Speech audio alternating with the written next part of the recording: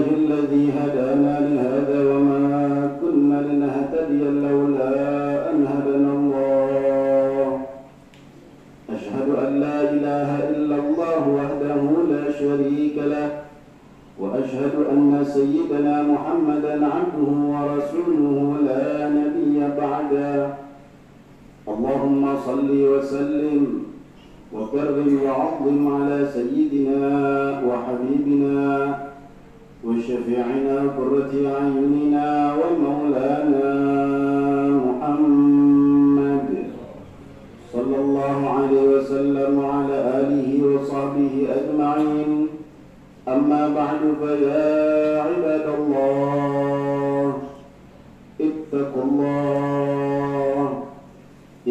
الله تعالى حق تقاته ولا تموتن إلا وأنتم مسلمون فقد قال رسول الله صلى الله عليه وسلم إنما الأعمال بالنيات فمن كانت هجرته إلى الله ورسوله فهجرته إلى الله ورسوله ومن كانت هجرته لدنيا يصيبها أو امرأة ينكحها فهجرته إلى ما هاجر إليه صدق الله العظيم وصدق رسوله النبي الحبيب الكريم ونحن على ذلك من الشاهدين والحمد لله رب العالمين.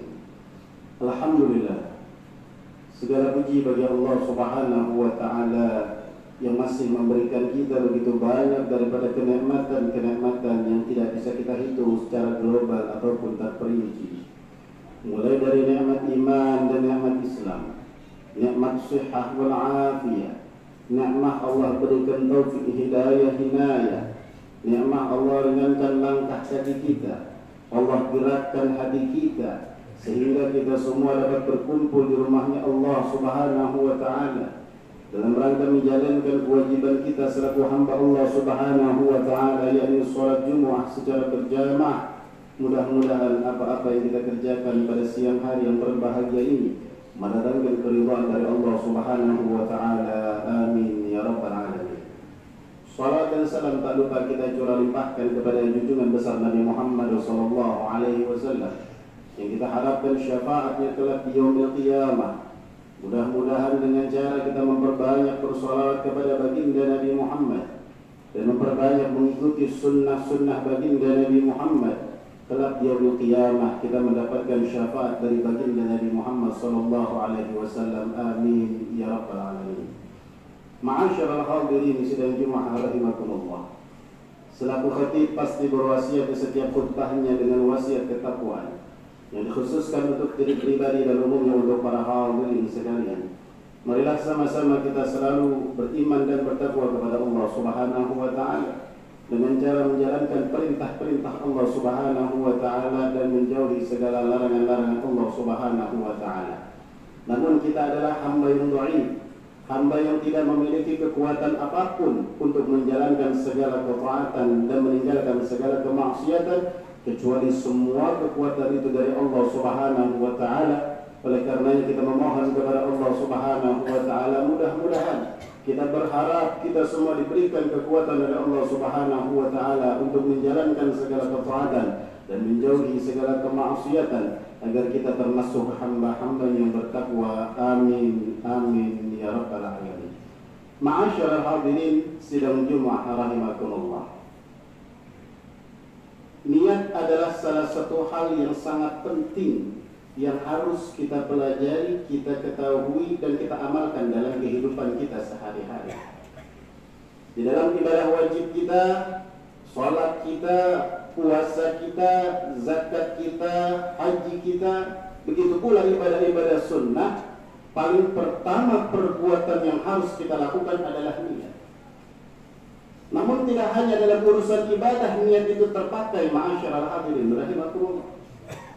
Dalam rutinitas kita sehari-hari, dalam kegiatan kita sehari-hari, bahkan niat itu juga menjadi satu hal yang membedakan antara umat Islam yang mengerti dalam urusan ilmu sehingga perbuatan itu bernilai ibadah di sisi Allah Subhanahu wa Ta'ala. Kalau kita mengerti bab niat di dalam ilmu niat, ketika kita masuk ke dalam masjid tentunya kita akan niat beriktikaf. Lebih tinggi lagi ketika kita paham bab niat. Ketika kita iktikaf, maka niat iktikafnya itu kita nadarkan agar setiap detik kita duduk di masjid bukan bernilai pahala sunnah, bahkan bernilai pahala wajib di sisi Allah Subhanahu wa Ta'ala. Tidak sampai di situ. Perbedaan rutinitas sehari-hari ketika seseorang itu mandi, ketika seseorang itu makan, ketika seseorang itu bekerja, semuanya itu bisa bernilai ibadah di sisi Allah Subhanahu wa Ta'ala kalau semuanya dilandasi dengan niat lillahi ta'ala. Sama-sama kita ketahui semua manusia di muka bumi ini niat. Yang kafir niat, yang muslim niat. Yang kafir makan, yang muslim makan. Yang kafir tidur, yang muslim pun tidur.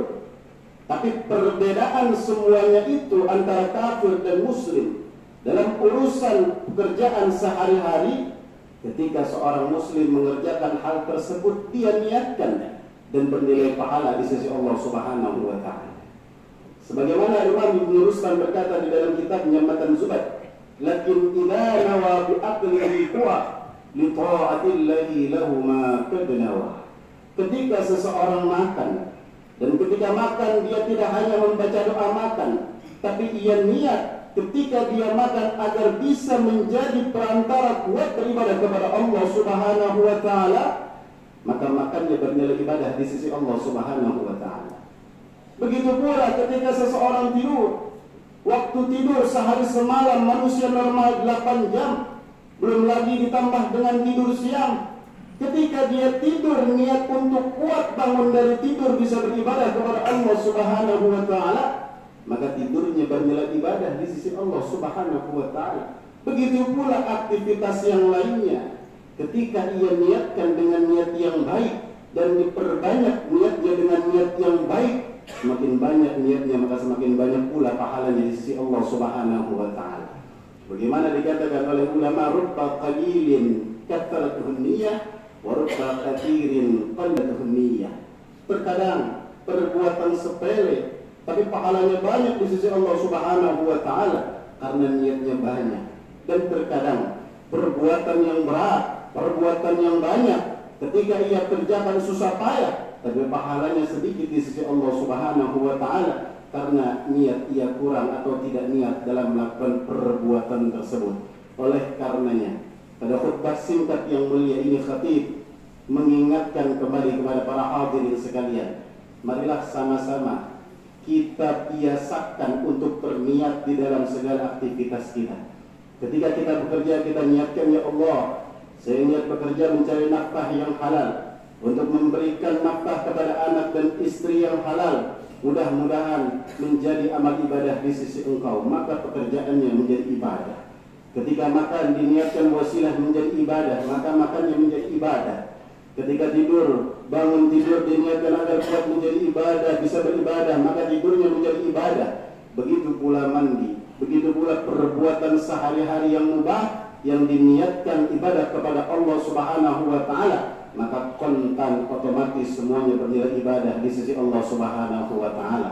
Ini semua perlu kebiasaan. Dan juga ketika kita mengikuti sunnah Nabi Muhammad yang kecil, memakai sandal, kita mulai dengan kaki kanan, kita niatkan, ya Allah, saya niat menjalankan sunnah, menghidupkan sunnah, maka bernilai pahala. Ketika melepas sandal mulai dengan kaki kiri, maka berniat mengikuti sunnah, itu mendapat pahala di sisi Allah Subhanahu wa Ta'ala. Maka sesungguhnya perbuatan-perbuatan ringan itu bisa mendapatkan pahala yang besar di sisi Allah Subhanahu wa Ta'ala apabila bisa kita biasakan dengan niat yang baik. Pada akhirnya kita berdoa kepada Allah Subhanahu wa Ta'ala, mudah-mudahan Allah berikan kita taufik, Allah berikan kita kekuatan, Allah berikan kita kemampuan agar bisa di dalam rutinitas sehari-hari kita yang mubah, yang baik-baik, kita bisa niatkan untuk ibadah kepada Allah Subhanahu wa Ta'ala agar kita semua mendapatkan keridhaan dari Allah Subhanahu wa Ta'ala. Amin, amin ya rabbal alamin. A'udzu billahi minasyaitonir rajim. Bismillahirrahmanirrahim. Wal 'ashr innal insana lafi khusr إلا الذين آمنوا وعملوا الصالحات وتواصوا بالحق وتواصوا بالصبر. بارك الله لي ولكم في القرآن العظيم ونفعني وإياكم بما فيه من الآيات والذكر الحكيم. أقول قولي هذا وأستغفر الله العظيم لي ولكم ولسائر المسلمين والمسلمات والمؤمنين والمؤمنات فاستغفروه إنه